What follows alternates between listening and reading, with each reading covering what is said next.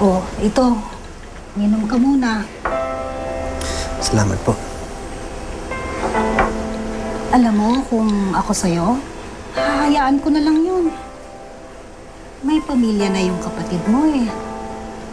Hindi kaya magugulo yung buhay nila kapag kinontak mo siya? Wala naman po akong balak manggulo.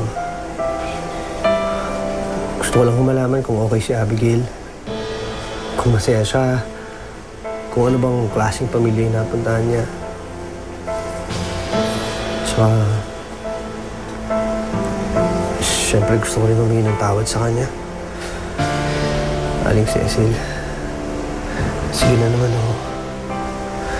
Napakatagal kong hinanap si Abigail. Ngayon ganito na ako kalapit sa kanya. Ngayon pa ba ako titigil? Kilala niyo ba kung sino umampun sa kanya? Alam niyo ba kung nasan yung kapatid ko? Oo.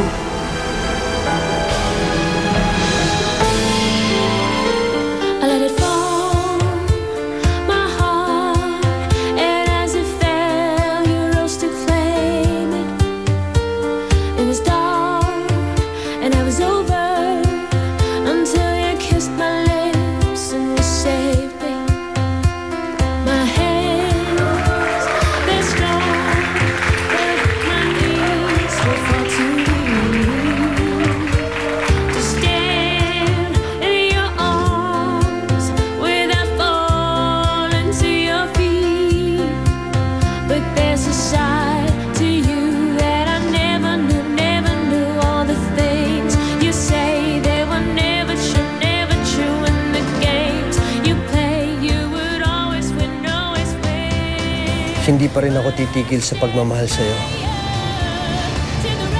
Malapit ko na makita si Abigail. At malapit ko na makita ang nawawalang parte ng pagkatao ko. Kapag buo na ako, babalikan kita. Babalikan kita, Mikmik.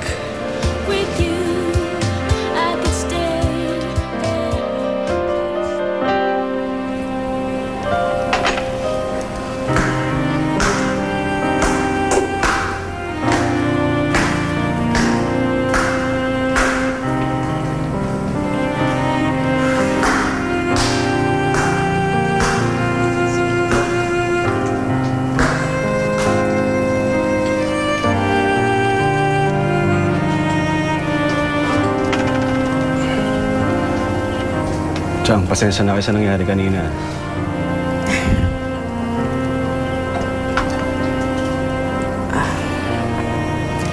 Eric, huwag mo naman sanang masamain ang itatanong ko sa'yo, ha? Galit ka ba kay Roseanne? Ayaw mo ba sa kanya? Chang, hindi ako galit doon sa bata. Gusto ko si Roseanne. Totoo nga ako niyan. Nung una ko pa lang siya nakita, parang gaan-gaan na ng loob ko doon sa bata. Naisip ko rin na siguro kung buhay pa yung anak kong si Abigail. So, magkasinlaki na sila. Pero hindi ko maiwasang isipin na si Roseanne ho yung nagiging dahilan ng pag-aaway namin ni Remy. Mali mo ba ako, Chang? Sakit-sakit na akong isipin wala akong sakaling kinga yung pagmamahal ni Remy kay Roseanne kumpara doon sa magiging saan anak namin. Tsaka sa akin.